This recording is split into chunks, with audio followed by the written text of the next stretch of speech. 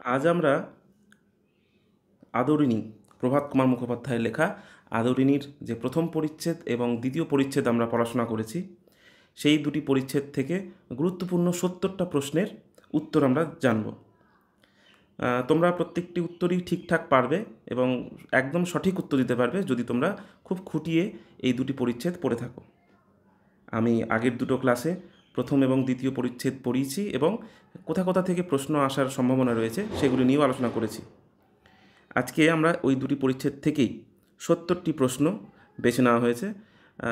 এখানে আমার নিজের তৈরি করা প্রশ্নর সাথে পারুল প্রকাশনী, রায়মার্টিন, মৌলিক লাইব্রেরি এই ধরনের বড় বড় প্রকাশনী যেগুলি রয়েছে সেখানকার বইগুলি থেকেও কিছু কিছু প্রশ্ন বেছে নেওয়া হয়েছে এমসিকিউ সলভ করার জন্য। তাহলে চলো আজ আমরা ৭০টি গুরুত্বপূর্ণ প্রশ্নের উত্তর জেনে নিই আদরিণী প্রভাত কুমার মুখোপাধ্যায়ের লেখা আদরিণী গল্প থেকে। আশা করি তোমরা প্রত্যেকটি পারবে, প্রত্যেকটি উত্তরই তোমরা দিতে পারবে। তবে আমিও আলোচনা করতে করতে প্রত্যেকটি উত্তর দেখে নিই। আমরা চলে আসি প্রথম প্রশ্নে। প্রথম প্রশ্ন হচ্ছে, আদরিণী গল্পটির রচয়িতা? খুবই সোজা, প্রত্যেকে জানো। কী হবে উত্তর? প্রভাত কুমার মুখোপাধ্যায়। আদরিণী গল্পটি প্রথম কোন পত্রিকায় প্রকাশিত হয়? এটাও আমি আলোচনা করেছি প্রথম ক্লাসে তোমাদের লেখক পরিচিতি পড়ানোর সময়। এটি হচ্ছে সাহিত্য পত্রিকায়। নগেন ডাক্তার আর কুঞ্জবিহারী বাবু জয়রাম মোক্তারের কাছে এসেছিলেন ভোরে, বিকেলে, সন্ধ্যায় নাকি সকালে? বলো, এটা তোমরা পারবে? শুরুতেই বলা হচ্ছিল গল্পের যে প্রথম লাইন, গল্পের প্রথম লাইনেই বলা হয়েছিল যে পাড়ার নগেন ডাক্তার ও জুনিয়র উকিল কুঞ্জবিহারী বাবু বিকালে পান চিবাইতে চিবাইতে হাতে ছড়ি দুলাইতে দুলাইতে জয়রাম মোক্তারের নিকট আসিয়া বলিলেন। তাহলে এটার উত্তর কী হবে? এটার উত্তর হবে বিকেলে। পরের প্রশ্ন, প্রভাত কুমারের আদরিণী গল্পে কয়টি পরিচ্ছেদ রয়েছে? এই পরিচ্ছেদ সম্পর্কেও আলোচনা হয়েছিল প্রথম ক্লাসেই আমরা পড়েছি যে প্রভাত কুমারের আদরিণী গল্পের পরিচ্ছেদ সংখ্যা 7টি, তার মধ্যে আমরা 2টি পড়েছি। পরের প্রশ্ন, আদরিণী গল্পটি শুরু হয় কোন বারে? দেখো, এইটি কিন্তু একটি ট্রিকি প্রশ্ন। গল্পে কোথাও উল্লেখ করা নেই যে আদরিণী গল্পটি কবে শুরু হয়েছে, কিন্তু আমরা একটি হিন্টস পাই এখান থেকে। দেখবে দ্বিতীয় পরিচ্ছেদের প্রথম লাইনই বলা হচ্ছে যে পরদিন রবিবার। তাহলে কি উত্তর রবিবার হবে? না, উত্তর কিন্তু রবিবার হবে না। কেন উত্তর রবিবার হবে না? কারণ প্রথম পরিচ্ছেদে আমরা শুনেছি যে পাড়ার নগেন ডাক্তার আর জুনিয়র উকিল কুঞ্জবিহারী বাবু জয়রাম মোক্তারের কাছে এসে তিনি হাতি প্রার্থনা করার জন্য রাজবাড়িতে চিঠি লেখার ব্যাপারে তাদের মধ্যে কথোপকথন হয়েছিল এবং সেদিন বলেছিলেন যে আমি যদি আজকে সন্ধেয় চিঠি লিখে দিই, আমি যদি সকালে চিঠি লিখে দিই তাহলে সন্ধ্যের মধ্যে সেই হাতিটি চলে আসবে রাজবাড়ি থেকে। তাহলে পরদিন রবিবার বলতে বলা হচ্ছে যে যেই দিন এই ধরনের আলোচনা হয়েছিল তার ঠিক পরের দিন সকালবেলা তিনি চিঠি লিখেছিলেন। তাহলে যদি রবিবার দিন তিনি চিঠি লিখে থাকেন তাহলে তাদের মধ্যে আলোচনা কবে হয়েছিল? তাদের আলোচনা হয়েছিল আগের দিন, অর্থাৎ শনিবার। তাহলে সঠিক উত্তর হবে শনিবার। পরের প্রশ্ন, কারা পান চিবোতে চিবোতে এলেন? খুবই সোজা, কারা আসলেন পান চিবোতে চিবোতে? নগেন ডাক্তার ও জুনিয়র উকিল কুঞ্জবিহারী বাবু, কুঞ্জবিহারী ডাক্তার ও জুনিয়র উকিল নগেন, পীরগঞ্জের বাবুরা নাকি শ্রী নরেশচন্দ্র রায়চৌধুরী ও উমাচরণ লাহিড়ী? আশা করি তোমাদের এখানে বুঝতে কোনো অসুবিধা নেই। এখানে হবে নগেন ডাক্তার এবং জুনিয়র উকিল কুঞ্জবিহারী বাবু, ক। পরের প্রশ্ন, মুখুজ্জেমশাই, পীরগঞ্জের বাবুদের বাড়ি থেকে আমরা নিমন্ত্রণ পেয়েছি। আমরা বলতে এখানে কাদের কথা বলা হয়েছে? জয়রাম মুক্তারের সাথে কাদের কথোপকথন হচ্ছিল? তোমরা জানো জয়রাম মুক্তারের সাথে কথোপকথন হচ্ছিল নগেন এবং কুঞ্জবিহারী, অর্থাৎ পাড়ার ডাক্তার নগেন এবং জুনিয়র উকিল কুঞ্জবিহারী বাবুর আলোচনা হচ্ছিল। তাহলে এই যে মুখুজ্জেমশাই, পীরগঞ্জের বাবুদের বাড়ি থেকে আমরা নিমন্ত্রণ পেয়েছি, এই দুজনে এসেছিলেন জয়রাম মুক্তারের কাছে এবং এসে তারা বলেছিলেন যে আমরা নিমন্ত্রণ পেয়েছি, আপনি কি নিমন্ত্রণ পেয়েছেন? এই প্যারাগ্রাফটি তোমাদের মনে আছে, এখান থেকেই প্রশ্ন হয়েছে এটি। তাহলে আমরা বলতে এখানে কাদের বোঝানো হয়েছে? আমরা বলতে এখানে বোঝানো হয়েছে নগেন এবং কুঞ্জবিহারীর কথা। তাহলে সঠিক উত্তর হচ্ছে নগেন ও কুঞ্জবিহারী। পরের প্রশ্ন, কার বিয়ের নিমন্ত্রণ এসেছে? আদরিণীর, মেজবাবুর মেয়ের, বড়বাবুর মেয়ের নাকি ছোটবাবুর? এটির উত্তর হচ্ছে মেজবাবুর মেয়ের। মেজবাবুর বাড়ি কোথায় ছিল? কলকাতা, বেনারস, বাঁকুড়া নাকি পীরগঞ্জ? পীরগঞ্জ নামটি সকলের মনে আছে নিশ্চয়ই, উত্তর পীরগঞ্জ। মেজবাবুর মেয়ের বিয়ে রবিবার, মঙ্গলবার, শুক্রবার নাকি সোমবার? এইটিও একটি ট্রিকি প্রশ্ন। দেখো, দ্বিতীয় পরিচ্ছেদের শুরুতে যখন বলা হচ্ছে পরদিন রবিবার, অর্থাৎ গল্প শুরু হয়েছে শনিবার দিন। শনিবার দিন নগেন ডাক্তার এবং উকিল কুঞ্জবিহারীর সাথে আলোচনা হলো জয়রাম মুক্তারের। জয়রাম মুক্তার বললেন যে আমি পরদিন সকালবেলা চিঠি লিখে দেবো, সন্ধেবেলা হাতি আসবে। তাহলে তিনি পরের দিন সকালবেলা অর্থাৎ রবিবার দিন তিনি চিঠি লিখলেন। সন্ধেবেলা হাতি পাওয়া যখন গেল না তখন কি বলা হচ্ছিল মনে করো, দ্বিতীয় পরিচ্ছেদের যখন শেষ হচ্ছে তখন বলা হচ্ছে যে কিছু সমবেত ভদ্রলোকগণ ক্রীড়া বন্ধ করিয়া হাত গুটাইয়া বসিলেন। কেহ কেহ বলিলেন, তার আর কি করবেন মুখুজ্জেমশাই, পরের জিনিস জোর তো নাই, একখানা ভালো দেখে গরুর গাড়ি ভাড়া করে নিয়ে রাত্রি 10টা-11টার সময় বেরিয়ে পড়ুন, ঠিক সময় পৌঁছে যাবেন। অর্থাৎ দেখো, রবিবার দিন বলছে যদি রাত্রি 10টা-11টার সময় বেরোয় তাহলে সঠিক সময়ে পৌঁছে যাবে। তাহলে সেই মতো বিয়ে কবে? বিয়ে হচ্ছে তারপরের দিন, অর্থাৎ রবিবার যদি তারা রওনা দেয় তাহলে পরের দিন পৌঁছবে, অর্থাৎ বিয়ে হচ্ছে সোমবার। মাথায় রেখো, মেজবাবুর মেয়ের বিয়ে সোমবার। তাহলে আদরণী গল্পের শুরু হচ্ছে শনিবার দিন এবং মেজবাবুর মেয়ের বিয়ে হচ্ছে সোমবার। শোনা যায় মেজবাবুর মেয়ের বিয়েতে নাকি কি হবে? প্রথম প্যারাগ্রাফেই আছে কি হবে, মুখুজ্জেমশাই, পীরগঞ্জের বাবুদের বাড়ি থেকে আমরা নিমন্ত্রণ পেয়েছি, এই সোমবার দিন মেজবাবুর মেয়ের বিয়ে, শুনছি নাকি ভারী ধুমধাম হবে। তাহলে মেজবাবুর মেয়ের বিয়েতে কি হবে? ভারী ধুমধাম হবে। পরের প্রশ্ন, মেজবাবুর মেয়ের বিয়েতে কোথা থেকে বাই আসছে? বাই কোথা থেকে আসছে? কলকাতা, বোম্বাই, বেনারস নাকি রাজস্থান? তাহলে বাই আসছে বেনারস থেকে। বেনারস থেকে আসছে কি বাই? যদি ঘুরিয়ে প্রশ্ন দেয় তাহলে উত্তর সহজেই পাওয়া যাবে। কোথা থেকে খেমটা আসছে? বেনারস, কলকাতা, মুর্শিদাবাদ নাকি কোচবিহার? তাহলে খেমটা কোথা থেকে আসছে? খেমটা আসছে কলকাতা থেকে। মেজবাবুর মেয়ের বিয়েতে কলকাতা থেকে আসছে কি? কলকাতা থেকে কি আসছে? খেমটা। পরের প্রশ্ন, কার বিয়েতে কলকাতা থেকে খেমটা ও বেনারস থেকে বাই আসবে?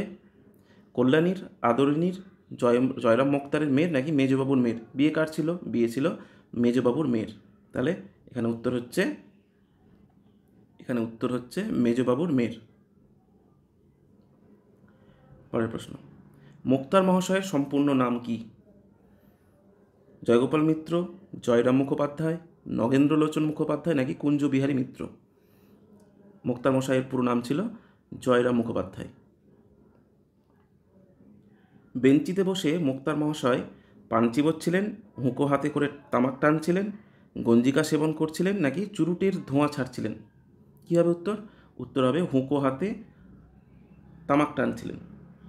দেখো এখানে এই যে লাইন দেওয়া আছে, তোমরা দ্বিতীয় প্যারাগ্রাফে শুরুতেই পাবেন যে মুক্তার মহাশয় তাহার বৈঠকখানার বারান্দায় বেঞ্চিতে বসিয়া হুঁকা হাতে করিয়া তামাক খাইতেছিলেন। পরের প্রশ্ন, মুখোপাধ্যায় মহাশয়ের হৃদয়খানি অত্যন্ত কোমল এবং স্নেহপ্রবণ হইলেও তিনি বেশ কৃপণ, মেজাজ কিছুটা রুক্ষ, তিনি ধর্মভীরু নাকি অত্যন্ত অহংকারী? এটাও আমরা তৃতীয় প্যারাগ্রাফে পড়েছি যে জয়রাম মুখোপাধ্যায়কে ইহারা বেশ চিনিতেন, সকলেই চিনে, অতি অল্প কারণে তাহার তীব্র অভিমান উপস্থিত হয়, অথচ হৃদয়খানি স্নেহে বন্ধু বাৎসল্যে কুসুমের মতো কোমল। তাহলে এখানে কি, তিনি ভেতর থেকে নরম হলো, তার মেজাজ কিছুটা রুক্ষ। তাহলে উত্তর হচ্ছে গ, মেজাজ কিছুটা রুক্ষ। জয়রাম হুঁকো হাতে করে যা টানছিলেন সেটি হলো তামাক। আগন্তুকের প্রশ্ন শুনে জয়রাম মুক্তার বিভ্রান্ত হয়ে পড়লেন, হাসিতে ফেটে পড়লেন, হুঁকোটি নামিয়ে ধরে উত্তেজিত স্বরে বলা শুরু করলেন নাকি তন্দ্রা ভেঙে উঠে দাঁড়ালেন? আগন্তুকের প্রশ্ন শুনে জয়রাম মুক্তার। আগন্তুক কারা ছিলেন গল্পে? আগন্তুক ছিলেন হচ্ছে নগেন ডাক্তার এবং জুনিয়র উকিল কুঞ্জবিহারীবাবু। তারা হঠাৎ করে এসে জয়রাম মুক্তারকে বলেছিলেন যে তাদের নেমন্ত্রণ করেছেন, মেজবাবুর মেয়ের বিয়েতে নেমন্ত্রণ করা হয়েছে তাদের, জয়রাম মোক্তারকে জিজ্ঞেস করেছিলেন যে আপনার কি নিমন্ত্রণ করা হয়েছে। এই কথা শুনে জয়রাম মোক্তার কী করেছিলেন, হুঁকোটি নামিয়ে ধরে উত্তেজিত স্বরে বলা শুরু করেছিলেন। তিনি ছিলেন অভিমানী। তিনি তাদের উত্তেজিত হয়ে কী বলেছিলেন যে কীরকম আমি নিমন্ত্রণ পাবো না, কীরকম জানো, আমি আজ 20 বছর ধরে তাদের এস্টেটের বাধা মোক্তার। তাহলে কি, হুঁকোটি নামিয়ে ধরে উত্তেজিত স্বরে বলা শুরু করলেন। হুঁকোটি নামিয়ে ধরে জয়রাম মোক্তার কোন স্বরে কথা বলছিলেন? স্বাভাবিক, আগের প্রশ্নে আমরা আলোচনা করলাম উত্তেজিত স্বরে। সঠিক উত্তর উত্তেজিত। কীরকম আমি নিমন্ত্রণ পাবো না কীরকম উক্তিটি করেছেন? আগের দুটো প্রশ্নের মধ্যে আলোচনা করেছি। উক্তিটি হলো জয়রাম মোক্তারের। পরের প্রশ্ন, পাড়ার নগেন ডাক্তারের নাম খগেন? প্রশ্নে ভুল পড়েছি আমি। পাড়ার ডাক্তারের নাম কি? নগেন। প্রথম লাইনেই আছে, সবাই জানবে। জুনিয়র উকিলের নাম কি ছিল? জুনিয়র উকিলের নাম ছিল কুঞ্জবিহারী বাবু। 27 নম্বর, নগেন ডাক্তার ও কুঞ্জবিহারী বাবু যার নিকট এসেছিলেন তিনি কে? জয়রাম মোক্তার, জয়রাম ডাক্তার, মহারাজ নরেশচন্দ্র নাকি ডেপুটি বাবু? নগেন ডাক্তার ও কুঞ্জবিহারী বাবু এসেছিলেন জয়রাম মোক্তারের কাছে।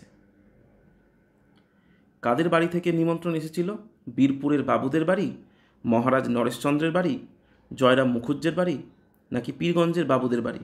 পীরগঞ্জ তোমাদের খুব পরিচিত এখন শব্দ। তাহলে কাদের বাড়ি থেকে নিমন্ত্রণ এসেছিল? পীরগঞ্জের বাবুদের বাড়ি থেকে নিমন্ত্রণ এসেছিল। 29 নম্বর, জয়রাম কতদিন ধরে মেজবাবুদের এস্টেটের মোক্তার হিসেবে কর্মরত? উত্তর 20 বছর। এইটা কি সম্ভব মনে করো? কি সম্ভব নয়? এইটা কি সম্ভব মনে করো কখন বলা হয়েছিল এই কথাটি? মনে করো যখন নগেন ডাক্তার এবং জুনিয়র উকিল জয়রাম মোক্তারকে প্রশ্ন করলেন যে আমরা মেজবাবুর মেয়ের বিয়েতে নিমন্ত্রণ পেয়েছি, আপনি কি নিমন্ত্রণ পেয়েছেন? এই কথা শুনে তখন তিনি বলেছিলেন যে কীরকম আমি নিমন্ত্রণ পাবো না কীরকম জানো, আমি আজ 20 বছর ধরে তাদের এস্টেটের বাধা মোক্তার, আমাকে বাদ দিয়ে তারা তোমাদের নিমন্ত্রণ করবে, এইটি কি সম্ভব মনে করো? এইটি হচ্ছে লাইন। তাহলে অপশন কি আছে? জয়রাম মোক্তারের অনুপস্থিতিতে মেলা যাওয়া, হাতির পিঠে চড়ে বিয়েবাড়িতে যাওয়া, জয়রাম মোক্তারকে বাদ দিয়ে নগেন ও কুঞ্জবিহারীকে নিমন্ত্রণ করা, ধুমধাম করে মেজবাবুর মেয়ের বিয়ে দেওয়া। তাহলে কি এইটা কি সম্ভব মনে করো? কি সম্ভব নয় এখানে? এখানে সম্ভব নয় বলতে বোঝানো হচ্ছে যে জয়রাম মোক্তারকে বাদ দিয়ে নগেন ও কুঞ্জবিহারীকে নিমন্ত্রণ করবে, এইটা কোনোদিনই সম্ভব নয়। 31 নম্বর, আর তোমরা বসে শুনবে কোন গান শোনার কথা এখানে বলা হয়েছে? আন্ডারলাইন করতে বলেছিলাম লাইনটি। গানের লাইন হচ্ছে পেয়ালা মুঝে ভর দে। জয়রাম মোক্তারের হৃদয়খানি কিসে ভরপুর? হিংসায় ও লোভে, মায়ায় ও ভালোবাসায়, স্নেহে ও বন্ধুবাৎসল্যে নাকি প্রেমে ও বাৎসল্যে? একটু আগেই পড়লাম স্নেহে ও বন্ধুবাৎসল্যে। জয়রাম মোক্তারের হৃদয়খানি কীরূপ?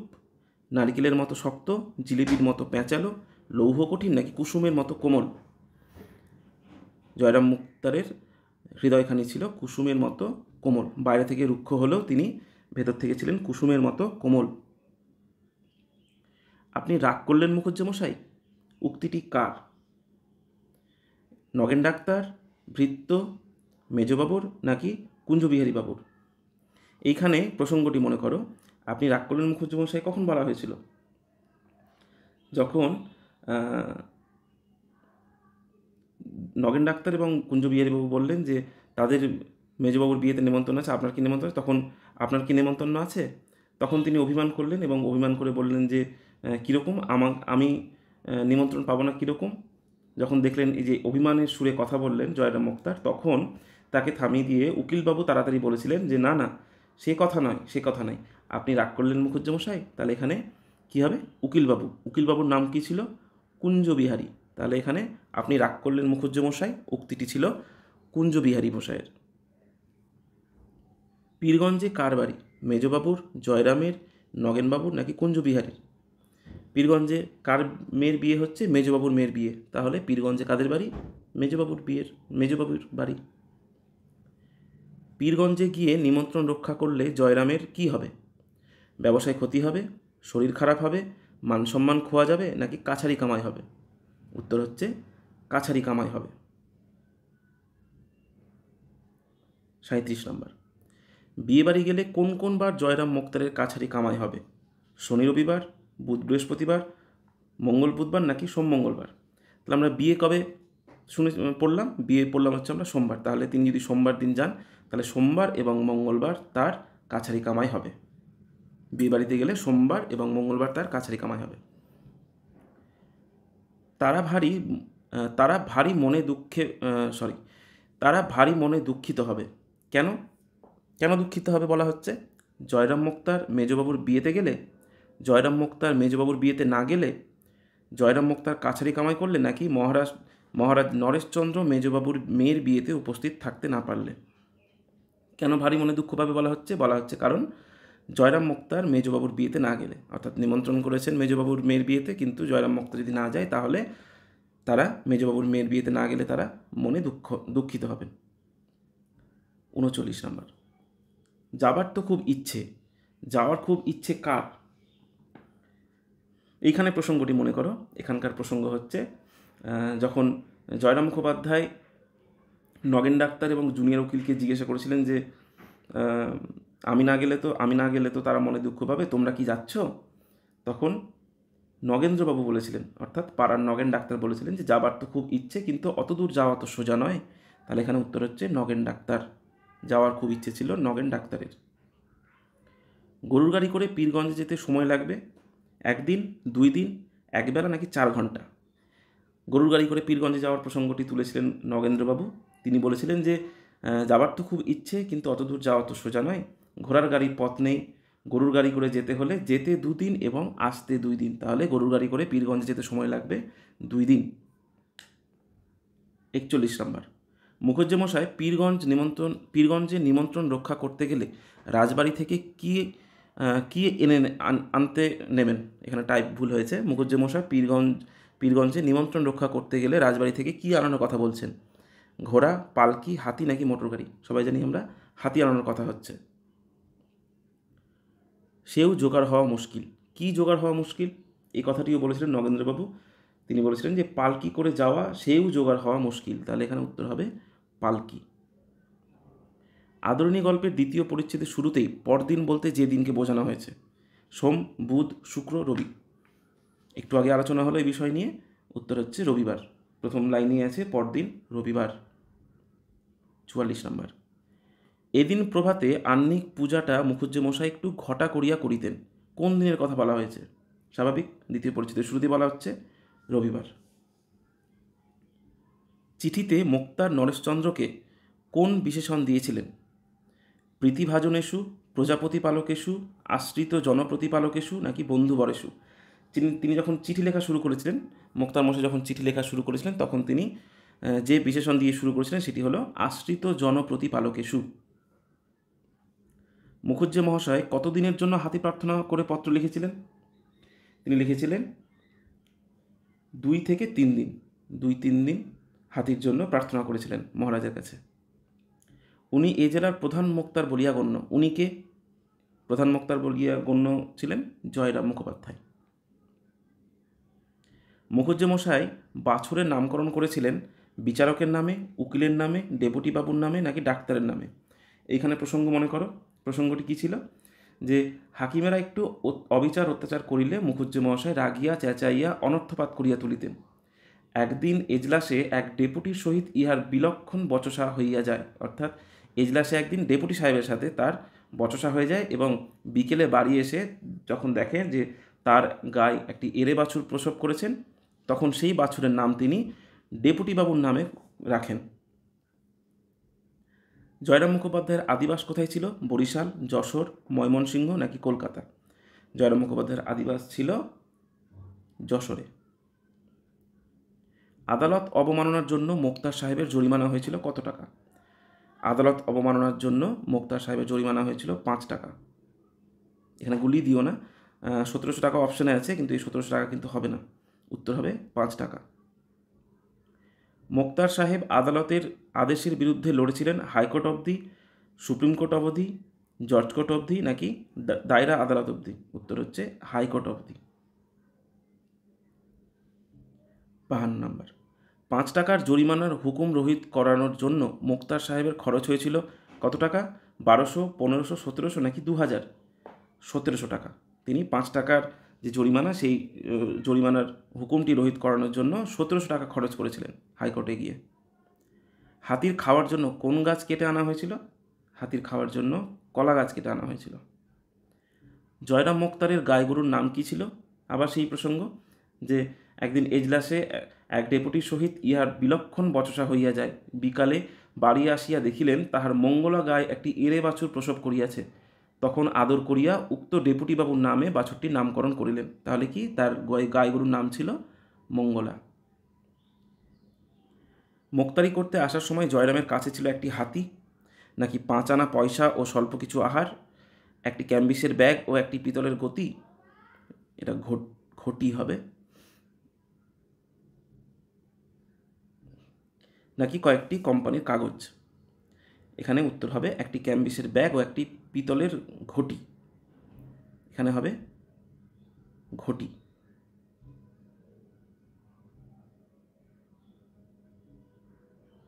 ঘটি হবে। মোক্তারি করতে এসে জয়রাম কত টাকার বাসা ভাড়া নিয়েছিল? মোক্তারি করতে এসে জয়রাম ভাড়া নিয়েছিল 13 সিকাই। যৌবনকালে জয়রাম ছিলেন রীতিমতো বদরাগী, কৃপণ, স্বল্পমেজাজি নাকি বেহিসাবি? এখানে দ্বিতীয় পরিচ্ছেদে একটা লাইন পাবে যে মুখোপাধ্যায় মহাশয়ের হৃদয়খানি অত্যন্ত কোমল ও স্নেহপ্রবণ হইলেও মেজাজটা কিছু রুক্ষ। যৌবনকালে ইনি রীতিমতো বদরাগী ছিলেন। তাহলে উত্তর হচ্ছে বদরাগী। 58। কাদের একটু অবিচার অত্যাচারেই জয়রাম মোক্তার রাগে চেঁচিয়ে অনর্থপাত করতেন? প্রসঙ্গ দেখো এখানে যে সেকালে হাকিমেরা একটু অত্যাচার অবিচার করিলেই মুখুজ্জে মহাশয় রাগিয়া চেঁচাইয়া অনর্থপাত করিতেন। তাহলে হাকিমদের কথা বলা হচ্ছে এখানে। জয়রাম মোক্তারের গায়ের রং ছিল লাল বর্ণের, গৌর বর্ণের, ধূসর বর্ণের নাকি কোনোটিই নয়? এইটি একটি ট্রিকি প্রশ্ন। এখানে দেখো জয়রাম মোক্তারের গায়ের রং কী বলা হচ্ছিল, এখানে প্রসঙ্গ যখন উল্লেখ করা হয় তখন বলা হয়েছিল যে মানুষটি লম্বা ছাঁদের, রংটি আরেকটু পরিষ্কার হইলেই গৌরবর্ণ বলা যাইত। তাহলে লাল বর্ণের হবে না, ধূসর বর্ণের হবে না, গৌরবর্ণের হবে কি? কারণ গৌরবর্ণ কিন্তু বলছেন যে যদি আরেকটু পরিষ্কার হতো তাহলে গৌরবর্ণ বলা যেত। তাহলে গৌরবর্ণও কিন্তু তিনি না। তাহলে এখানে উপরে তিনটির মধ্যে কোনোটিই নয়। রবিবার জয়রাম মোক্তার আহ্নিক পূজা ও জলযোগ সেরে সকাল কটার সময় বৈঠকখানায় এসে বসলেন? উত্তর হচ্ছে 9টা। 61। আমি কাল সকালে রাজবাড়িতে চিঠি লিখে পাঠাচ্ছি, তাহলে হাতি কখন এসে যাবে? তিনি কি বলেছিলেন? জয়রাম মোক্তার বলেছিলেন যে আমি যদি সকালেই রাজবাড়িতে চিঠি লিখে পাঠাই তাহলে সন্ধে নাগাদ হাতি চলে আসবে। তিনি সেই আত্মবিশ্বাস থেকে বলেছিলেন যে সন্ধে নাগাদ হাতি চলে আসবে। 62। প্রতি রবিবার জয়রাম মোক্তারের বৈঠকখানায় বিকালে কি খেলা হতো? ক্যারাম, লুডো, তাস নাকি দাবা? উত্তর হচ্ছে তাস। তাস খেলা হতো।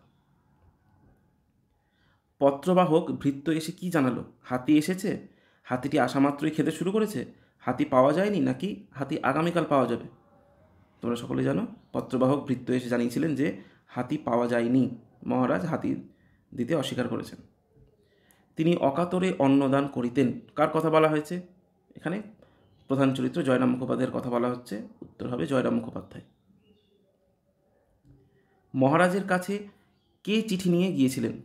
দেওয়ানজি, ভৃত্য, মোক্তার নাকি নায়েব মশাই? এখানে মাথায় রেখো জয়রাম মুখোপাধ্যায় ভৃত্যকে পাঠিয়েছিলেন।